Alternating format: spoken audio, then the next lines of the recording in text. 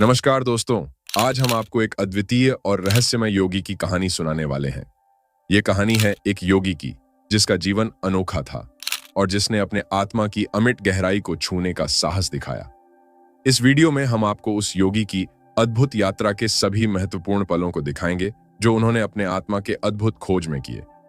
इस कहानी में है रहस्य, उपनिषद और एक प्रेरणादायक संदेश। तो दोस्तों, इस अद्वितीय यात्रा में हम साथ चलेंगे। इस अद्वितीय योगी की कहानी के रोमांचक सफर में हमारे साथ जुड़ें और एक नए दर्शन की खोज में निकलें। धन्यवाद।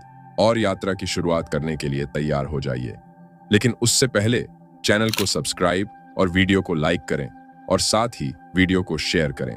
कहानी एक परिवार के एक छोटे से गांव में शुरू होती है, जहां प्राचीन समय से ही एक योगी रहता था। इस योगी का नाम सोमनाथ था। सोमनाथ का जीवन अद्वितीय था। उनके जीवन में रहस्यमयता की बहुत ही गहरी परंपरा थी।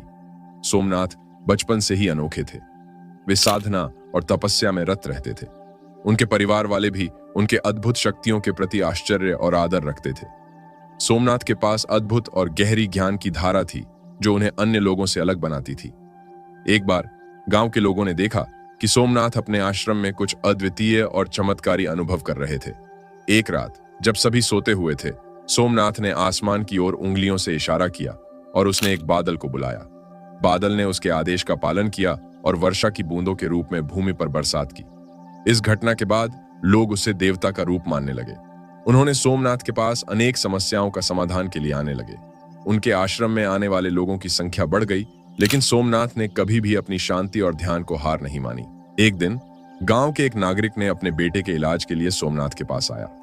उसका बेटा बहुत ही गंभीर रोग में था और डॉक्टरों ने उसे उम्र भर के लिए निष्क्रियता के लिए बता दिया था। सोमनाथ ने उसकी समस्या को सुनकर उसे एक अद्भुत औषधि बनाई और उसके बेटे को दी। चंद दिनों में ही उसका बेटा पूरी तरह से ठीक हो गया। इस घटना के बाद सोमनाथ की महत्ता और प्रतिष्ठा और बढ़ गई। उन्हें योगी मानने वाले लोगों की संख्या में भी वृद्धि हुई, लेकिन सोमनाथ कभी भी अपने महान कर्मों की प्रशंसा नहीं करते थे। उन्होंने हमेशा यह बताया कि उनकी शक्तियां भगवान की कृपा के कारण हैं और वह केवल एक साधक हैं जो भगवान की इच्छा का पालन कर रहे हैं। सोमनाथ के जीवन की इस अद्भुत यात्रा में उन्होंने कई लोगों को सहायता प्रदान की, उनके दुखों में साथ दिया और उन्हें ज्ञान की अद्वितीय धारा से परिचित कराया।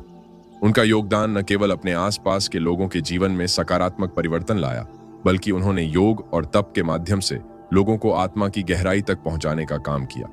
आखिरकार एक दिन सोमनाथ ने अपने आश्रम के बाहर एक छोटे से स्त्री को देखा जो उसकी शरण में आई थी।